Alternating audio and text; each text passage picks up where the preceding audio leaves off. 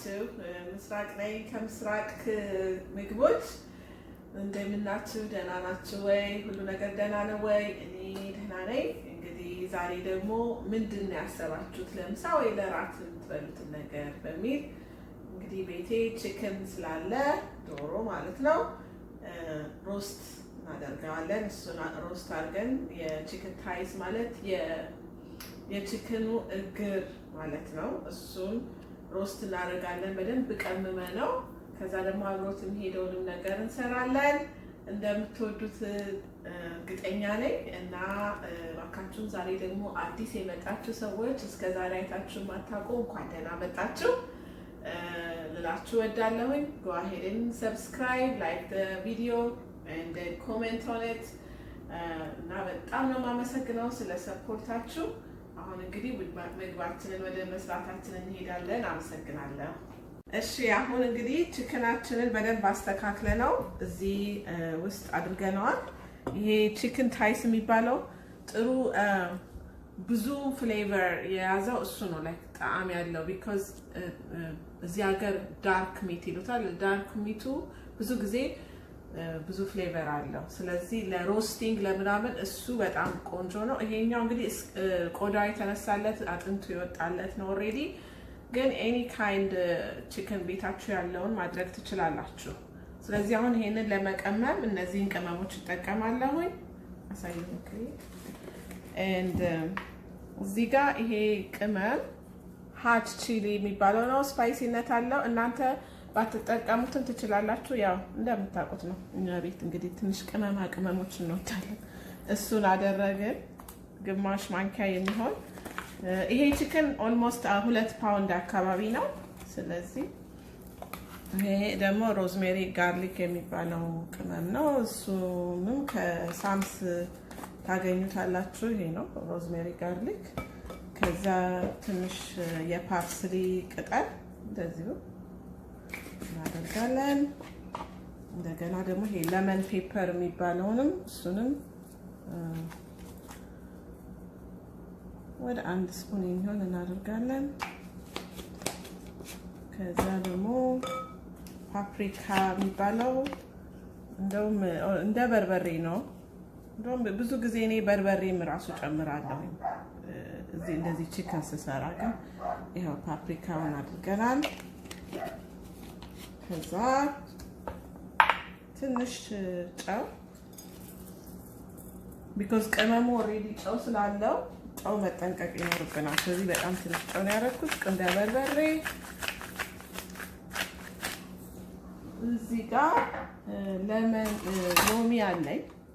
ይሄ የሎሚው ልጣጩ ነጩ ጋር ሳይደርስ በፊት ስትሉት እንደዚህ ስታረጉበት የሎሚውን ዘይት በደንብ አድርጎ ይሰጠዋል እና በጣም ነው የሎሚ ቃና ስለሚሰጠው ይሄንን እንዳለ እዚህ ላይ እናደርግና ከዛ በኋላ ደግሞ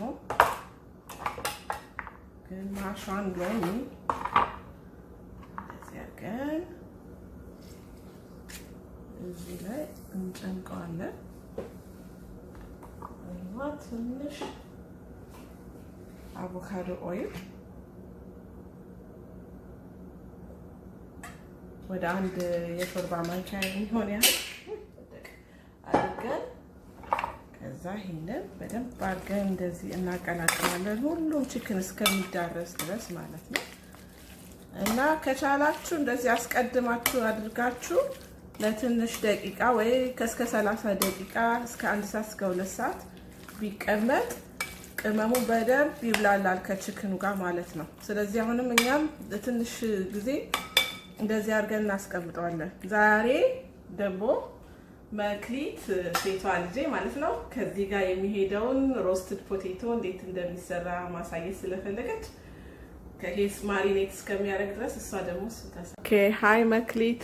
Hi. So, what are you going to do for us? I'm gonna make russet potatoes. Okay, so what kind of potatoes are this? These are baby potatoes. Baby potatoes. So, how are you cutting them? I'm gonna cut them into circles because when they're cut into circles, they cook faster. And I think they have more crunch and they taste better. Okay, so did you preheat the oven? Yeah, I preheated it to 400 degrees. Okay, so for how long are we gonna cook this? For 25 minutes, but you can check on them regularly. Okay. All right, so we're gonna finish cutting this and then we will be back to show How to mix it. yeah. Okay. The potatoes are ready, and I forgot to tell y'all that the skin was still on the potatoes, and they're already washed and really good, and they were dried with a paper towel. Okay.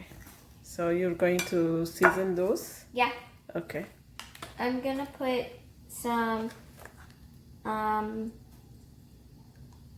Hot pepper? yeah. I'm gonna Is do this spicy?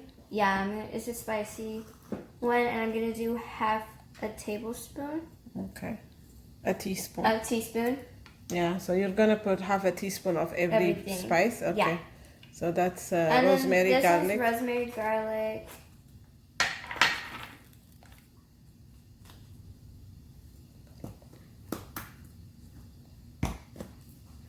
And then some salt.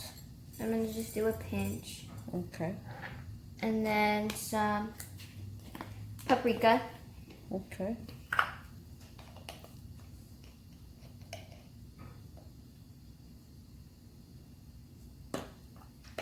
And then some garlic powder.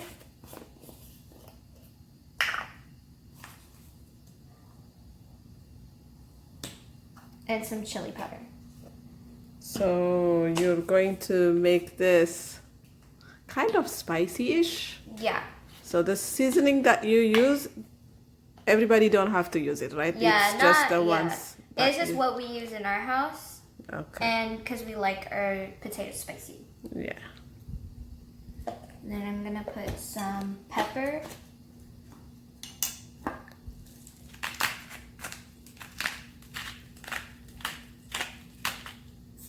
Okay. And then I'm gonna use some grapeseed oil, but you can also use any type of oil that you have in your house.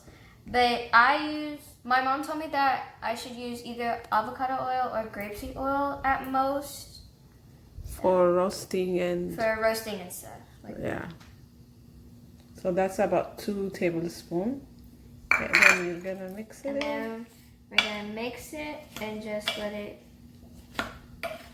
mix together.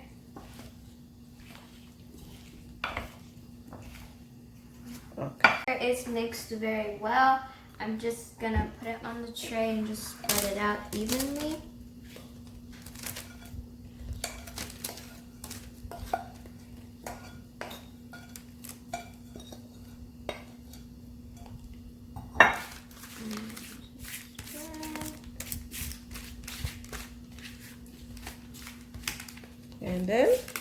And then I'm gonna put it in the oven for 25 minutes. Check up on it regularly, and it should be done and ready. Okay, we'll be right back. እሺ እንግዲህ መክሊት ያሳየቻችሁን እንደወደዳችሁት እርግጠኛ ነኝ። አሁን ደግሞ እኔ ቺክኑን መጀመሪያ ኦቭን ውስጥ ከመግባቱ በፊት እዚህ ላይ በመጥበሻ ትንሽ ጠበስ እናደርገዋለን። ለምን እንትን እንዲያደርግልን ማለት ነው። ከላይ ጠበስ ያለ ማርክ እንዲያወጣልን እንደዛ። ስለዚህ እንደዚህ ዘይቱን ትንሽ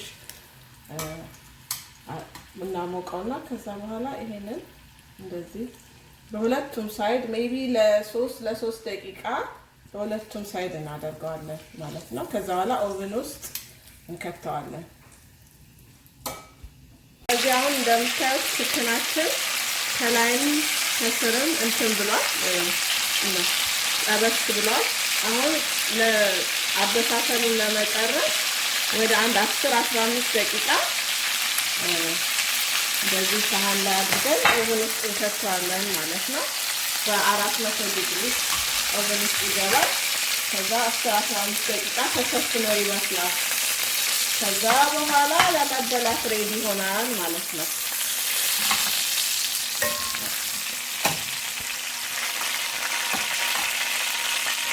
ግን አሁን ይሄንን እዚህ ደግሞ የቺክኑ ፍሌቨር ያለውን ነገር እንደዚህ አንተው ላይ ቬጂቴብል ዳደርግና ጠበስ እናደርግበታለን። እሱን እናሳያቸዋለን። እንግዲህ እዚህ ጋር ከቺክኑ ላይ የቀረው ፍሌቨር ዘይት ምናምን ስላለ ለምን ይጣላል? ስለዚህ አሁን እዚህ ጋር ማሽሩም እናደርጋለን እና ከቺክኑ ጋር ሲበላ ደስ ይላል። እነዚህ ትንንሾቹን ቲማቲሞችና ሽንኩርት እናደርግና እንጠብሰዋለን ይሄንን አብረን። ከዛ በኋላ ላይ ጨው ምናምን ካነሰው እንጨምርበታለን። ለጊዜው ግን እዚህ ጋር ያለው ጨው እና ቅመም በቂ ይመስለኛል። እሺ እንግዲህ እንደምታዩት ቺክናችንም ደርሷል። አሳያቸው መክሊዬ እንዴት እንደሚመስል ደርሷል። እዚህ ጋር ይሄ ሮስት ያደረግነው ቺክን ነው። መጀመሪያ በመጥበሻ ጠብሰን እንዳያችሁት ከዛ ኦቭን ውስጥ ለ20 ደቂቃ በ400 ዲግሪ ለ10 ደቂቃ በ400 ዲግሪ ከታች እንደገና ደግሞ ለ10 ደቂቃ ከላይ አብርተንበት መስሏል። እዚህ ጋር ደግሞ ይሄ ኪንዋ ትንሽ ሰርቻለሁ። ኪንዋ እንዴት እንደሚሰራ 1 ካፕ ኪንዋ በ2 ካፕ ውሃ ነው የምናበስለው እና ለ15 ደቂቃ ከዛ በኋላ ብትን ማድረግ ነው። ይሄንንም መጥበሻው ሲሰራ አይታችኋል። ይሄንንም ደግሞ መክሊትዬ ስትሰራ አይታችኋል። እንግዲህ አሁን ፕሌት እናደርገዋለን ማለት ነው። እዚህ ጋር እኔ የማደርገው እንግዲህ ኪንዋችንን እንደዚህ አድርገን እናደርጋለን። ኪንዋ ብዙ ፕሮቲን አለው፣ ለጤንነት በጣም ጥሩ ነው። ስለዚህ በራይስ ፋንታ ብዙ ጊዜ ሪፕሌስ ቢደረግ ጥሩ ነው። ከዛ ደግሞ የጠበስነውን ከላይ እንደዚህ እናደርጋለን። ማሽሩም እና ቲማቲም እና ሽንኩርት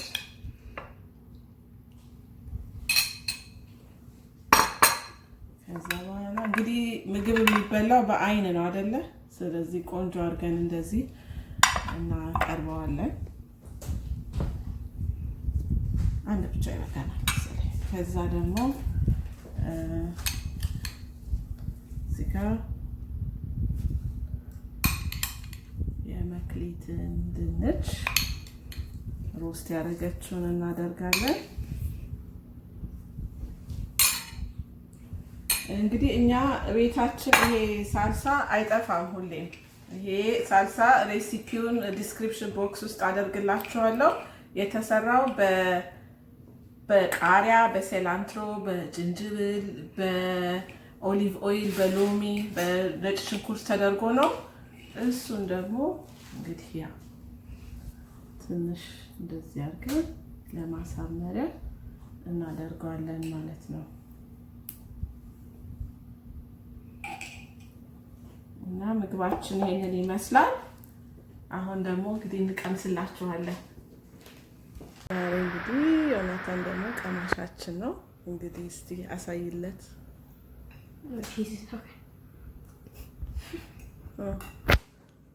It's gonna be great. Oh my god. It's great?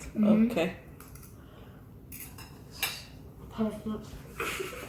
ስላያችሁልን በጣም እናመሰግናለን። እንደምትሰሩት እርግጠኛ ነኝ እና በጣም አመሰግናለሁኝ ስላያችሁት። ከሰራችሁት ሌት ሚ ኖ። እንግዲህ መልካም ምሳ ወይም መልካም ራት ይሁንላችሁ። እግዚአብሔር ከእናንተ ጋር ይሁን። በሌላ ሬሲፒ እስከምንገናኝ ድረስ ደህና ሁኑ።